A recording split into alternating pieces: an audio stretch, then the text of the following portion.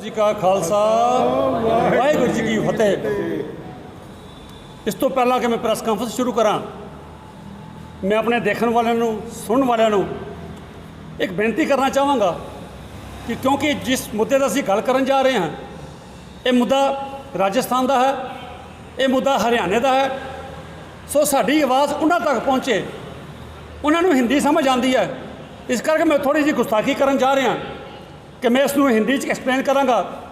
उसदे बाद साडे वीर सुरजीत सिंह जी जनरल सकत्तर डिस्ट्रिक्ट दौरा प्रबंधक कमेटी ये पंजाबी ही करनगे, क्योंकि जिन्होंने असीं सुनाना चाहते हैं, असीं सरकार तक पहुँचाना चाहते हैं, जिन्हें रियासतां जो घटना वापरी उत्थे तक पुजे।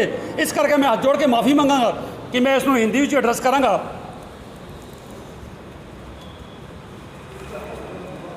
आज की प्रेस कॉन्फ्रेंस का मकसद आप सब ने देखा होगा कि कल राजस्थान में जुडिशल एकेडमी का एग्ज़ामिनेशन था, वहाँ जो हर साल होता है। एक गुरप्रीत कौर जो तरन तारण की रहने वाली थी, वो उस एग्ज़ामिनेशन सेंटर में जाती है, उसकी एंट्री को रोक दिया जाता है। उसको ये कहा जाता है कि पहले कृपान और कड़ा उतार के आओगे तब आपको एलो किया जाएगा। इसी तरह से लास्ट ईयर भी हमारी एक बच्ची लखविंदर कौर पटियाला की भी राजस्थान में जुडिशल एग्ज़ाम देने के लिए गई। उसका नाम लखविंदर कौर और उस एग्ज़ामिनेशन सेंटर का नाम था समर महिला महाविद्यालय जोधपुर में। उसको भी कहा गया कि कृपान को उतार के आपको अंदर जाने दिया जाएगा। उसके बाद काफ़ी जगह इसके प्रोटेस्ट हुए। जथेदार श्री अकाल तख्त साहब के उन्होंने भी आवाज़ बुलंद की। पूरे हिंदुस्तान में क्या वर्ल्ड वाइड इन चीज़ों के प्रोटेस्ट हुए।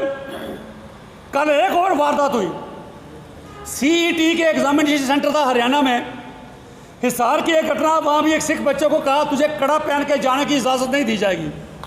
उसने कहा जी संविधान में लिखा है कि कृपान कैरी कर सकते हो, कड़े का जिक्र नहीं, हम कड़ा नहीं जाने देंगे। उस बच्चे ने भी रिफ्यूज़ कर दिया, मैं अंदर नहीं जाऊँगा।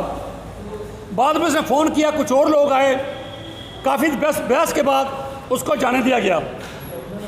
मैं सरकार से, मैं माननीय प्रधानमंत्री जी से, मैं देश के होम मिनिस्टर साहब से ये बात पूछना चाहता हूँ कि हमारे संविधान में आर्टिकल 25 में ये फंडामेंटल राइट की गारंटी दी गई है सबको। उसमें लिखा गया है the wearing and carrying of kirpan shall be deemed to be included in the profession of Sikh religion. तो उसके बावजूद भी हमारे ककारों पे बार बार बैन लगाए जाते हैं। मैं एक बात और साझी कर दूं, आपसे शेयर करूं। 2022 का एक आर्डर निकला bureau of civil aviation security, जो मिनिस्ट्री ऑफ सिविल एविएशन के अंडर आती है। आर्डर नंबर AVSC फरवरी 2022। यह भी एक बड़ा गंभीर जो आर्डर था, जिसमें यह कहा गया कि रिस्ट्रिक्ट किया गया भाई डोमेस्टिक फ्लाइट में कितने इंच की कृपान होनी चाहिए। उसके बाद जो सिविल एविएशन के एम्प्लॉइज़ थे उनके ऊपर पूरी तरह प्रतिबंध लगा दिया गया कि आप कृपान पहन के अपनी ड्यूटी पे नहीं आ सकते। इस बात की जानकारी जो हमारे सीनियर लीडर, सिख लीडर अपने आप को कहने वाले बीजेपी में थे, जम्मू के MLA सरदार नरेंद्र सिंह जी, फ़ौरन मैंने वो आर्डर उनको भी भेजा। विक्रम रंधावा जी जो इन चीज़ों पे खास बात करते हैं, उनको भी भेजा। हमारे बीजेपी में माइनॉरिटी सेल के चेयरमैन रणजोत सिंह जी नलवा, उनको भी भेजा, और दिल्ली के लीडरों से भी शेयर की। लेकिन बड़ा अफसोस हुआ, किसी ने भी आज तक इन चीज़ों का संज्ञान नहीं लिया। NTA की वेबसाइट है जो कम्पिटिटिव एग्ज़ाम कंडक्ट करती है, जो नीट के, CUET के और जो कम्पिटिटिव एग्ज़ाम कंडक्ट करती है, उनकी वेबसाइट में क्लियर का डायरेक्शन है कि जो कस्टमरी ड्रेसेस हैं मुस्लिम्स के लिए और सिखों के लिए क्या अलाउड की जाती हैं। उनकी वेबसाइट में क्लियर लिखा है कि कस्टमरी ड्रेसेस में सिखों को कृपान अलाउड है और कड़ा उनको अलाउड है। बड़े अफसोस के साथ कहना पड़ता है कि ये चीज़ें जब सब संविधान में, कॉन्स्टिट्यूशन में गारंटी दी गई है, उसके बावजूद भी बार बार हमारे कास्ट पे हमला क्यों किया जा रहा है। हम सरकार को पूछते हैं कि ऐसा क्या हुआ कि आज हमारी कृपान से देश को क्या खतरा होने लगा। एग्जामिनेशन सेंटर में हमारी है, अगर आप अपने आप को सिख नुमाइंदा कहते हो, आपका फ़र्ज़ बनता है ऐसी बातों को उठाना। और ख़ास करके जो माइनॉरिटी के चेयरमैन जिनको अभी दोबारा एक्सटेंशन दी गई, सरदार रणजोत सिंह जी नरवार, आप भी जो अपने आप को सिखों का नुमाइंदा कहते हो, मुबारक आपको, आपकी पार्टी मुबारक हो। लेकिन अगर आप सिखों के सिद्धांतों पर पहरा नहीं दे सकते तो मैं नहीं समझता किसी को सिख कहलवाने का हक है। पार्टी में बैठकर, पार्टी में बैठो, मुबारक है, पार्टी की बात करो, लेकिन अगर अपनी कम्युनिटी की बात नहीं कर सकते तो फिर मैं समझता इससे बड़ी शर्मसार बात हमारे लिए कुछ नहीं हो सकती कि हमारे नुमाइंदों ने खामोशी क्यों अख्तियार की है। हमारी वो कौम थी जो जनेऊ की खातर, गुरु तेग बहादुर साहब ने जनेऊ नहीं पहना लेकिन किसी का ज़बरदस्ती उतरने भी नहीं दिया, तब हमारी आनख और गैरत थी, हमने उनका जनेऊ नहीं उतरने दिया और गुरु तेग बहादुर साहब ने शहादत कर दी, दे दी अपनी।